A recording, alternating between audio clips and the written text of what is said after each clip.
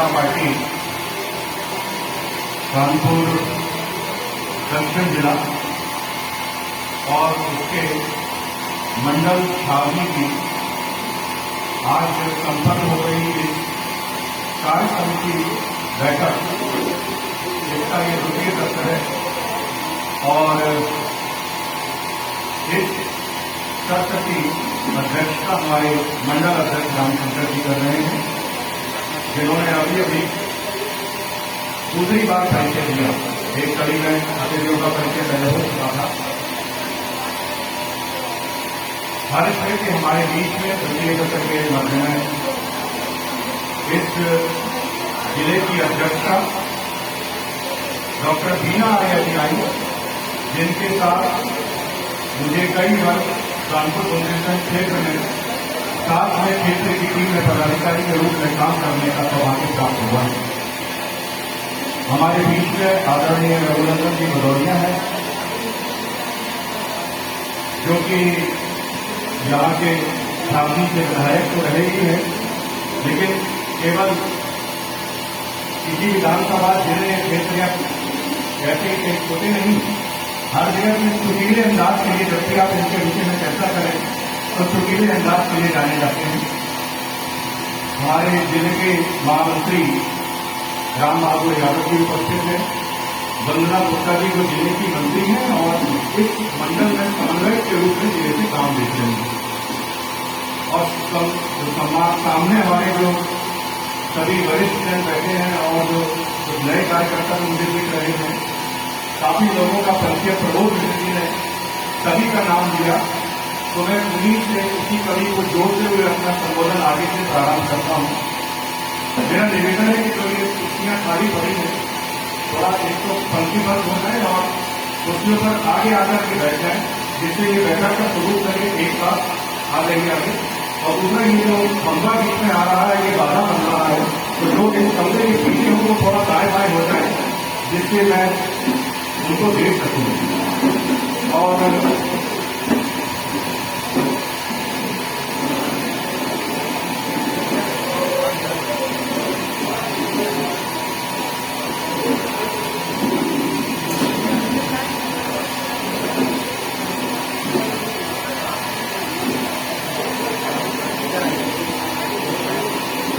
ये भारतीय जनता पार्टी की सुंदरता है कि एक ऐसे उमस भरे माहौल में और एक बंद हॉल में परेशानी तो है, लेकिन उसके बाद भी हम सब कार्यकर्ता यहाँ पर बैठे हुए हैं और काफी देर से इस कार्यक्रम में इस बैठक में हम लोग समझे थे। प्रबोध मिश्र जी का बहुत लंबा चौड़ा प्रकरण हुआ और उसके बाद तुरंत मुझे कहा गया कि भाई साहब आप संबोधन करिए, तो मैंने धीरे से कुर्सी काटी और मैंने बोला कि भाई ये अत्याचार हो जाएगा, मेरा 5-10 मिनट का एक सत्तावकाश कम से कम कार्यकर्ताओं को दीजिए, किसी को प्यास लगी होगी, किसी को जनता निवारण करना होगा, तो उसको जाने का अवसर प्रदान कीजिए। मैं मात्र 15 मिनट में अपना विषय रखना चाहता हूँ और आप सभी से निवेदन है कि ये एक बैठक है, कोई भारतीय जनता पार्टी का भाषण कार्यक्रम नहीं है, तो बैठक को बैठक की मर्यादा के रूप में रखते हुए बैठक को बैठक की मर्यादा के रूप में अगर रखते हुए हम लोग एक दूसरे से चर्चा करेंगे तो मैं आपका बहुत आभारी रहूंगा। जो विषय मेरे को दिया गया है उस विषय में बहुत कुछ नया बताने का नहीं है, क्योंकि हम प्रतिदिन उसको सुनते हैं, प्रतिदिन उसको देखते हैं और प्रतिदिन उसमें प्रतिभाग करते हैं। विषय दिया गया है कि भारतीय जनता पार्टी की जो सरकारें हैं उनकी उपलब्धियां। मैं आपको थोड़ा सा हल्का सा भूतकाल में ले जाना चाहूंगा। सन 2013, आपको याद होगा सन 2013 में हमारे देश की क्या स्थिति थी। बहुत निराशा का माहौल था और हर जगह से प्रतिदिन बड़े बड़े भ्रष्टाचारों के समाचार आते आते सुनते सुनते 2013 में हम लोग टूट गए थे और ये लगता था कि इस देश में केवल भ्रष्टतंत्र है, लोकतंत्र नहीं है। ऐसे में भारतीय जनता पार्टी के राष्ट्रीय अध्यक्ष बनते हैं राजनाथ सिंह जी और एक दिन अचानक घोषणा होती है कि भारतीय जनता पार्टी एक कार्यक्रम करने जा रही है जो मीडिया के सम्मुख होगा और उस कार्यक्रम में हम सब देखते हैं कि जो उस समय गुजरात के आदरणीय मुख्यमंत्री जी थे उनको 2013 में ये घोषणा की जाती है भारतीय जनता पार्टी के द्वारा, माननीय राजनाथ जी के द्वारा, कि ये भारतीय जनता पार्टी के प्रधानमंत्री पद के उम्मीदवार होंगे।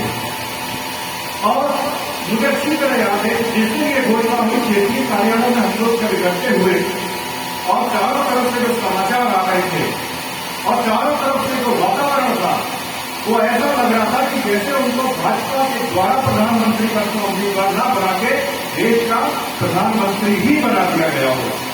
इतना ज्यादा कॉन्फिडेंस, इतना ज्यादा जो वातावरण था, ये वातावरण हवा में नहीं था। उसके तुरंत बाद 2013 में उत्तर प्रदेश को पहली रैली मिली और पहली रैली मिली कानपुर क्षेत्र को। उस रैली का क्षेत्र, उस रैली क्योंकि वो क्षेत्र की रैली थी तो उस रैली के मीडिया प्रभारी का भी जिम्मेदार मेरे ऊपर रहा। नया दायित्व था, मुझे लगा इतनी बड़ी रैली होने वाली है, इंदिरा नगर मैदान का चयन हुआ 2013 में, संभवतः 19 अक्टूबर को देखी थी जहां तक मुझे याद आ रहा है। वो रैली होती है और उस रैली से पूरी दुनिया में एक संदेश आता है कि जो ये सोच थी कि प्रधानमंत्री ये बन के रहेंगे, देश की मांग है, कार्यकर्ताओं की मांग है, वो सही साबित हुई। और उसके बाद 8 और रैलियां उत्तर प्रदेश में हुई क्षेत्र के हिसाब से। उस समय 8 क्षेत्र हुआ करते थे, सब जगह एक एक रैली हुई और एक फाइनल रैली जाकर के लखनऊ में। और 2014 में हम सबने देखा कि एक ऐतिहासिक विजय के साथ भारतीय जनता पार्टी की सरकार बनी। जो लक्ष्य हम लोग लेके चले थे उससे अधिक सीटें हमारी आई और उसके बाद इस देश में जो बड़े बड़े मुद्दे थे, जो हम पिछले जनसंघ के जमाने से और राष्ट्रीय स्वयं सेवक संघ के जमाने से सोचते और देखते आ रहे थे, उन विषयों को धीरे धीरे धीरे धीरे स्थापित करना शुरू किया। जरा कल्पना करिए 5 अगस्त 2019, अभी 5 अगस्त बीत के गई है, इसकी चर्चा प्रमोद जी ने भी की। क्या कभी किसी ने इस देश में सोचा था कि जिस राम मंदिर के लिए 500 वर्षों से देश की जनता मांग कर रही थी और कितने दंगे हुए, उस विवादास्पद ढांचे को ढहाया गया, कार सेवकों के ऊपर गोलियां चली। कभी किसी ने कल्पना की थी कि इस देश में एक मनोरम वातावरण होगा, विमान उतरेगा, इस देश का प्रधानमंत्री आएगा, मुख्यमंत्री उसका स्वागत कर रहा होगा और अयोध्या में ऐसे ही जैसे हम अपने घर में कोई पूजन करते हैं उसी प्रकार से पूजन होगा, पूरी दुनिया उसका लाइव टेलीकास्ट देखेगी और बहुत आराम से हो गया। क्या यह संभव होता यदि भारतीय जनता पार्टी की केंद्र से लेकर प्रदेश में सरकारें न आती? महिला हितों की हमेशा बात होती रही, महिला कल्याण की हमेशा बात होती रही, लेकिन क्या कभी ने ये सोचा कि हमारे मुस्लिम वर्ग की जो महिलाएं हैं वो 3 तलाक जैसी, हलाला जैसी कुप्रथा से ग्रसित है? क्या कभी उसके ऊपर चर्चा होती थी? हमारी सरकार ने उसके बारे में सोचा और ऐसे ही अध्यादेश पारित करके उसको हटा दिया।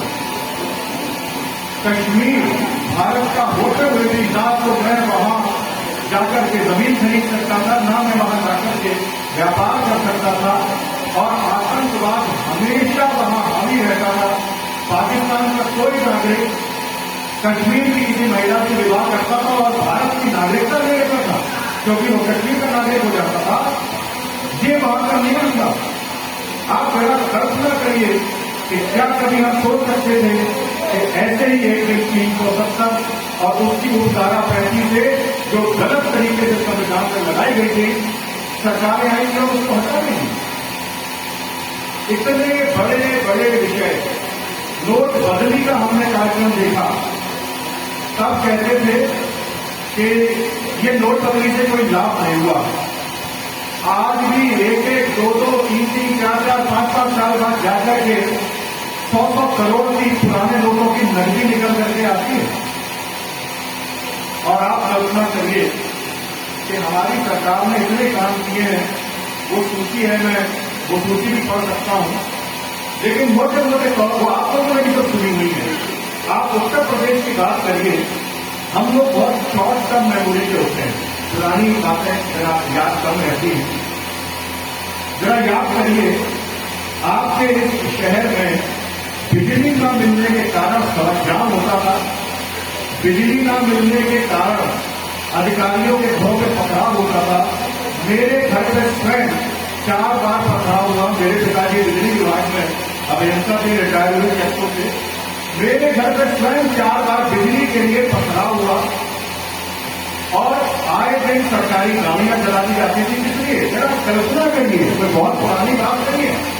अभी कुछ वर्षों पहले कानपुर जैसे महानगर होते हुए भी 10-10, 12-12, 15-15 घंटे शहर को बिजली नहीं मिलती थी, और आज हम शायद से जुड़ गए।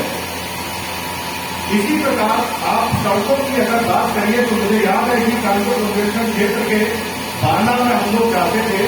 आज आप बांदा जाइए, ललितपुर जाइए, कितना टाइम लगता है। और जरा कल्पना करिए, 10-10, 12-12 घंटे में हम लोग पहुंचते थे और रास्ते में 2-4 बार गाड़ी का पंचर होना पड़ेगा।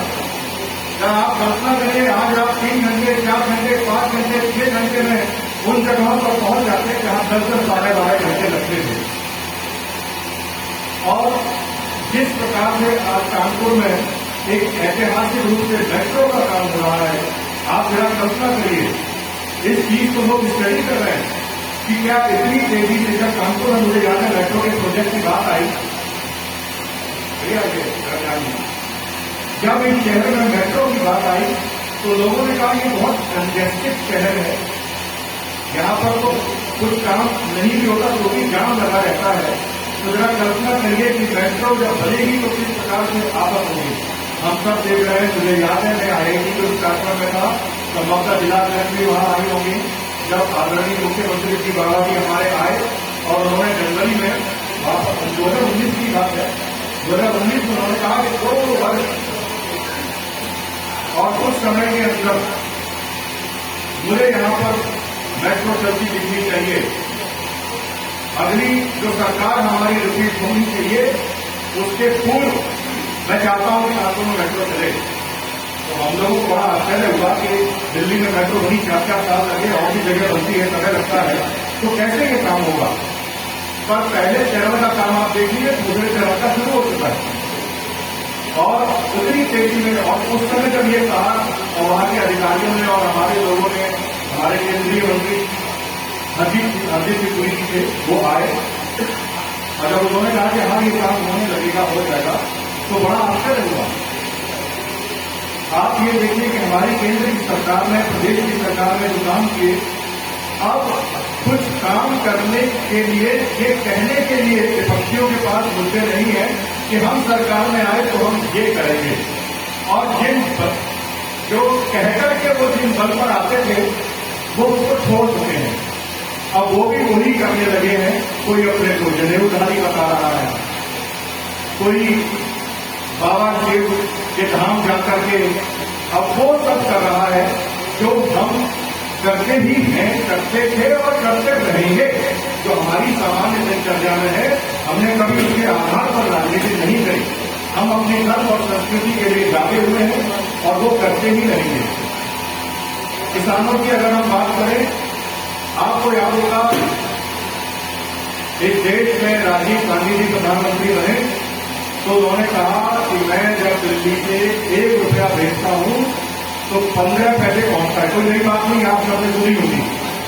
लेकिन प्रधानमंत्री के नाते कभी उन्होंने ये नहीं तय किया कि ये 15 पैसे की जगह वो पूरा का पूरा 1 रुपया कैसे हमारे गरीबों के उस खाते में, उन किसानों के खाते में पहुंचे।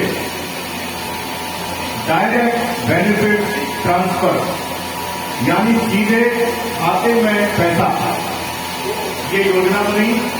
आपको मालूम है इस दुनिया में सबसे बड़ी बैंक अकाउंट खोलने की योजना बनी। ये कोई सामान्य बात नहीं है। मुझे याद है कि जब मैंने अपना कैरियर शुरू किया था तो बैंक अकाउंट खुलवाने के लिए मेरे से कहा गया था कि आप एक गारंटर लेके आएंगे। आप अगर आपको सेविंग्स अकाउंट खोलना है तो आप इसी ब्रांच में अकाउंट जिसका खुलाओ ऐसे किसी व्यक्ति को लेकर के आइए, वो लिख करके दे, आपकी गारंटी दे और तब आपका बैंक अकाउंट खुलेगा। और उसके बाद अगर आपको करंट अकाउंट खोलना है तो 2 व्यापारियों से 10-10 हजार की गारंटी लेकर के आइए और ऐसे करके तब आपका बैंक अकाउंट खुलेगा। अब आप यहाँ कल्पना करिए, मोदी जी ने योजना लाई और करोड़ों अकाउंट खुले, 40-50 करोड़ लोगों के अकाउंट वर्ल्ड रिकॉर्ड बन गया इतने कम समय में। अकाउंट खुले ही नहीं, आप जरा कल्पना करिए। और उसके बाद सीधे उन खातों में पैसा आने लगा। हम जब कानपुर की बात करते हैं तो होता क्या है कि यहाँ पर एक महानगर होने के कारण बहुत सी सुविधाएं कई वर्षों से पहले से ही उपलब्ध थी। तो इस वजह से जो काम गांव में हुए, जो काम किसानों के लिए हुए और जो पिछड़े लोगों के लिए जो काम हुए वो बहुत ज्यादा हमने स्वयं अनुभव नहीं किए। लेकिन मुझे याद है एक दिन हमारे मंडल अध्यक्ष के साथ बात हुई कि उन्होंने स्वयं बताया कि वो ठेले वाली एक योजना जिसमें 10-10 हजार रुपये की मदद आप छावनी मंडल बैंक के लोगों को हुई। और आप जरा कल्पना करिए क्या इस देश ने कभी सोचा था कि सेवा ही संगठन है। इस सेंटेंस को आप कई बार अपने दिमाग में रखिए। सामान्य तौर पर हम काम कर रहे हैं लेकिन सेवा ही संगठन है करके आज भारतीय जनता पार्टी की सरकारें भी काम कर रही हैं और ये संगठन में भी हम लोग ऐसे काम कर रहे हैं जैसे कि ये एक स्वयं सेवी संस्था हो। राजनीतिक दल हम हैं लेकिन केवल राजनीति में आने के लिए और सरकार और सत्ता बुलाने की मशीन हम लोग नहीं।